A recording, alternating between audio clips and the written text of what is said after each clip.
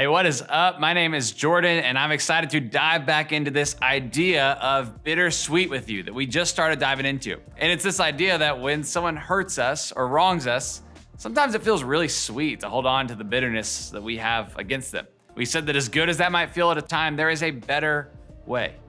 And that actually the sweetest thing is to let go of the bitterness, to learn to take the things that are done to us and make something better come out of them. But of course, as you know and I know, that is way easier said than done. We could talk all day long about how good the idea of forgiveness sounds, but when it comes to actually doing it, that is a whole nother story. I mean, seriously, think of the last time someone did something that hurt you, or when something happened to you that you thought was unfair. Maybe it was something simple like your little brother finished the last of the salt and vinegar potato chips, even though you loved them and he knew that you loved them and he finished them off anyway. Or maybe it was when your friend thought they were texting someone else, but they were actually texting about you to somebody else, and the stuff that they said was kind of offensive. Or maybe you've had it where your stepmom grounded you for breaking curfew, but let your stepsister off with a pass. We have all been there. And for some of us, the experience of being let down or letting ourselves down is super fresh. You're like, that happened last week, or that's happening to me right now, or that happened to me an hour ago. Or maybe it's a little bit further back, but we all have these times in our life when we've been let down. And when we are let down or hurt by someone else or ourselves, we have this tendency to react in a number of different ways, right? We get frustrated, or we get angry, or we get distant and distance ourselves from the people we're frustrated and angry with. Or maybe you try and get even to level the playing field. I've been hurt, so now I need to hurt somebody else. We all have our own reactions, and no matter how we react, the truth is the same.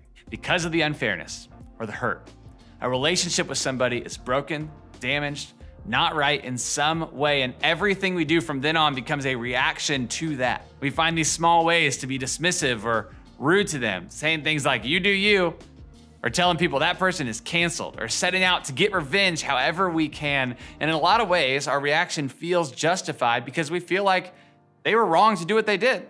And we must be right to be as upset as we are. It only makes sense. It is only just, right? But that idea leaves us with a question. Where do we go from here? If they were wrong and we were right, does that mean we are now justified with how we treat them, no matter how bad that might be?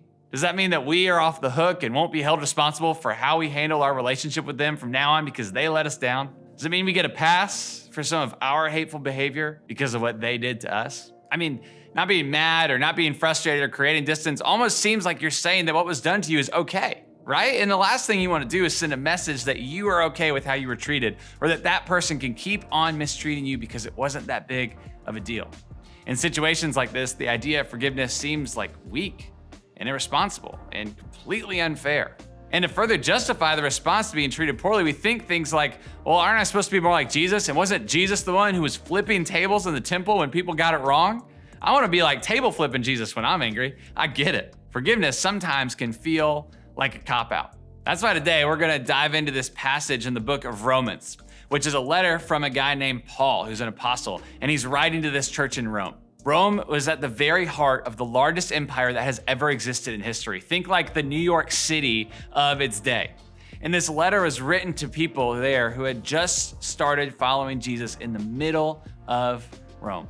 Think about that. Put yourself in their shoes for a minute. They, these new believers, found themselves surrounded by people who were as far from being followers of Jesus as possible. In fact, Christianity was a new religion and it was spreading fast. And the leaders of Rome didn't see that growth as a good thing, which made the new Jesus followers a target, a major target.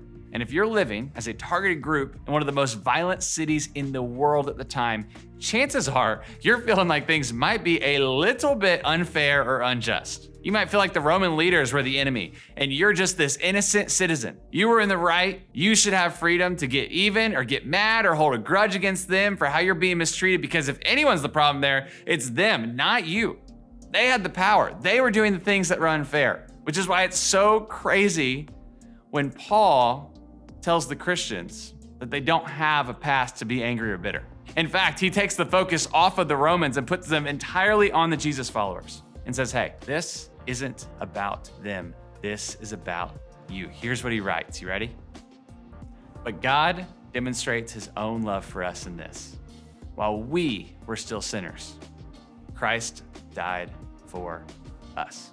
In other words, he says to them, maybe there's another way to look at this situation. We're no longer focused on making a case for what's fair or unfair, what's just or unjust when it comes to how the Christians were being treated. Paul's like, no. We're talking about God's love for you. And when you really understand who God is, it changes everything, even how you see forgiveness. See, whether you're a teenager in the 21st century or you're living back in first century Rome, the temptation is when we are wrong to get so caught up in what was done to us and what the other person deserves that we forget how often we get things wrong ourselves. And the temptation is to look at the person who wronged us and dismiss them, to move the focus from ourselves and our wrongs to that person and their wrongs. But Paul's saying, God looked at what we did and he didn't dismiss us. God loved us. And then God dismissed our sin. He didn't cancel us, he canceled our wrongs. God doesn't give up on us when we let him down. Now, let me take a quick second to make sure I'm being clear. We're by no means saying that people who treat you unfairly or abuse you or take advantage of you get a pass to keep on doing it. Don't hear that. If you're experiencing any kind of abuse, this right here is your encouragement and permission to have a conversation with a trusted adult about what's going on. That's the best thing that you can do. But wherever you're at, here's the thing. When we start to realize how God forgives our wrongs against him and chooses to love us no matter what, then we have to ask ourselves, what does that mean for how we see others who have hurt us, others who have treated us unfairly? Paul answers this question for us in his letter to the church of Colossae. He says, bear with each other and forgive one another if any of you has a grievance against someone. Forgive as the Lord forgave you. Now, bear with each other. Okay, what does that mean? We're not talking grizzly bears. That is the picture of carrying a weight of each other's imperfections together. It's this picture of patient commitment to seeing each other as human instead of villain, even when that's super challenging to do. Because of what God has done for us, which is extend love and forgiveness at all costs, we are called to do the same for others. To forgive as we were forgiven, with no strings attached, no conditions, nothing held back. The truth is, this can be hard for us to accept when it comes to how we see and treat others. And it can be just as difficult when it comes to how we see and treat ourselves. For some of us, we are much harder on ourselves than we are on others, right? And for us, Paul says the same exact thing. Jesus isn't stingy with his love or forgiveness for you. He offers you and I both love and forgiveness at the very same time. And if God has forgiven us, if God has made us right, and sees us as we were meant to be, then we should see ourselves the exact same way. But here's what that doesn't mean. It doesn't mean we treat what was done to us or what we did as no big deal. Paul isn't downplaying the root problem or excusing the wrong we did or the wrong against us. He's saying whatever was done to you, however unfair that was real and that was a big deal, and it's okay if it hurts. But just as God looks at you and the mistakes you have made and sees you as more than the stuff you've done wrong, we need to see the people who have treated us unfairly as more than the thing they did wrong too. God set the standard here, and God's forgiveness tells us exactly how we should see ourselves and see others. You could say it this way. When it comes to forgiveness, we want to cancel the debt, not the person. Here's what I mean. Let's go to class real quick. You didn't know that that's where we were heading, and that I'm just gonna be your substitute art teacher today who doesn't actually know a whole lot about art. So don't judge it, all right? But here is Jay. Jay's got a big old head, but he's nice. We like Jay. Jay is a good guy. He's a great listener, and he's funny. He's got great jokes. He's an athlete. He likes soccer and football, but he's not so athletic. He also has a great anime collection. I would surprise you about Jay. And let's say he also has 2 sisters, so he's a brother. Hopefully you see that. And a stepmom, and they like to all hang out and go out to eat on the weekends. Loves eating food, just like me. And that's Jay. Those are a lot of great things about Jay, and he's a friend of yours, and you guys hang out, but Jay is also the kind of friend that sometimes gets on your nerves. And let's say last week, Jay really got on your nerves. Like, he just offended you time and time again. Like, my man, he came over to your house and he ate all of your hot Cheetos. I mean, every single one, and you love hot Cheetos. Those things are gone. And let's say that he left you hanging when he promised you a ride and just didn't show up. Sometimes he's a little unreliable. And not to mention, he owes you $12 and has for a long time, but you saw that Jay just bought himself a brand new phone case. And you're like, wait, but you owe me $12, Jay. And those things start adding up, right? These things, stealing your food, being a little unreliable, owing you money, all the other things that might be going on between you and Jay. You guys got some beef between you. And if you're honest, sometimes when this sort of thing happens, if you have a friend like Jay, what you want to do is you want to just cancel them entirely. You want to say, no, we're done. It's over. This relationship is not worth the effort anymore. You do you. I'm going to be over here doing me because I'm done with those things. And what we do when we're not careful is that when someone lets us down or offends us a few times in a row, we want to cancel them as an entire person. It feels kind of sweet to throw Jay away. But here's the thing. When you see Jay only as these things he's done to offend you, it seems fine to cancel him as an entire person. It feels kind of sweet to throw Jay away and be done with him. But what we can choose to do is choose to not just see Jay as the ways he's offended you. Not just as the moments when he has let you down. But we can choose to see Jay as a whole person, as the listener, as the funny guy, as someone who you love to go eat food with, as a brother and a son, as someone who's an athletic person. He loves anime. He's got all these interests. He's a unique person that God has created and God loves, and God has given him a purpose, just like he's given you one.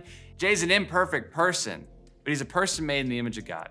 And when you choose to see these things like God sees them, then you can embrace what it means to forgive Jay, to bring Jay back in, to see, yes, that he has let you down, yes, that he has offended you, but there is so much more to him and his story and who God has created him to be. That is what it looks like, to cancel the debt, but not the person. Meaning that we can call out wrong things as wrong, but we refuse to sum up a person as only that wrong thing that they did. And when we see them, we'll continue to see them, yes, as an imperfect human who messes up sometimes, and we'll decide to see them as God sees them and ourselves as God sees us, which is as people worthy of love, not just the sum of our wrongdoings. We do this because the offense was real, but it doesn't tell the whole story about the person who wronged us. Just like the things we have done don't tell the whole story about who we are as people. God has always looked at us and seen us as more than the stuff we've done wrong, more than the sin that we have committed. God looks at us and sees someone to love. So God forgives. And now we are called to do the same exact thing for other people. So how do we do it? How do we cancel the debt, not the person? How do we stop being so hard on others and ourselves when they get it wrong or we do? How do we bear with one another, like Paul talks about, and stay focused on God's unstopping love? Well, it's a big question, but here's 3 places I would start. 1, identify where you need more compassion in your life. Maybe you're way harder on yourself than others, and forgiving yourself is much harder for you to do. Or maybe you need more compassion for others when they mess up. Determine which side you tend to lean towards and pay attention to that. Figure out the areas where you might need to show more compassion to others or yourself, and then work on practicing that over and over again. 2, identify who you are beating up. And let me make this clear. Figure out the person who you're thinking about over and over again, or who did something to you that you just have not let go out of your mind. Is it you? Is it your mom? Is it your third period teacher or your old football coach? Who are you mentally canceling or seeing as the wrong that they did? And what do you need to do to start seeing them or seeing yourself as God does, as someone worthy of all love and all forgiveness? And last, remember no one's perfect. Whether you're holding yourself or someone else to that standard of perfection, it is impossible to meet it and will only lead to disappointment and frustration in your life. People will let you down. You will let yourself down. We can't control that. But what we can control is how we handle ourselves when we're let down or hurt or disappointed. Can we choose to forgive others? Can we choose to forgive ourselves? Can we make the effort to seek forgiveness out from those we may have hurt? In other words, no one is gonna get it right 100% of the time, but we can get really, really good at making it right when things go wrong. And we do that when we cancel the debt, but not the person. We do that when we remember that people are more than their mistakes, and there's more to the story than just their wrongdoings. We do that when we remember God hasn't held our wrongs against us, and we shouldn't either. Remember, speak up if there is hurt in your life. Forgiveness never, ever means letting someone abuse or hurt themselves, or you, or others. This right here might be your reminder that the next step in forgiveness could look like finding a trusted adult to talk to and seeking the help you or someone you know needs. For everybody, no matter what is going on in your life, forgiveness is a challenge. It does not come naturally, and it will probably never be easy. In fact, it'll probably always be easier to cancel a person than it is to cancel their wrong. But this idea of forgiveness is something we do because God did it for us first. As unnatural and difficult as it might feel, we don't give up on it because it was modeled first by God. You know, that's why we do groups, because as challenging as forgiveness is, it would be that much harder if we had to do this alone. But you have your group as a source of encouragement and strength, and to serve as a reminder that you aren't the only one trying to make forgiveness a reality in your life. Count on them, lean on them to help you as you figure out who needs to be forgiven and how to make that kind of forgiveness a reality in your life. Remember, forgiveness is the best thing you can do with the worst stuff that happens to you.